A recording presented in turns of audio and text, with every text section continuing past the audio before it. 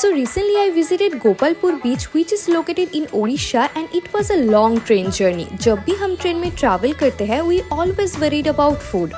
So recently I came across this IRCTC authorized app. This app is available on Android and iOS. तो app download करने के बाद आपको आपका PIN number type करना है, फिर आपको दिखाई देगा आप कौन से स्टेशन से खाना ऑर्डर कर सकते हो। मैंने चूज किया था कटक स्टेशन। कटक पे ट्रेन रुकते ही the food delivery agent came to my seat number and give me my order. मैंने ऑर्डर किया था एक special chicken thali and chicken Maggi. The packaging and the food quality is amazing. The food is very tasty and the chicken Maggi is the best. तो खाने की tension अब तो train में एकदम ही नहीं लेना है, क्योंकि real recipe is there to save you all.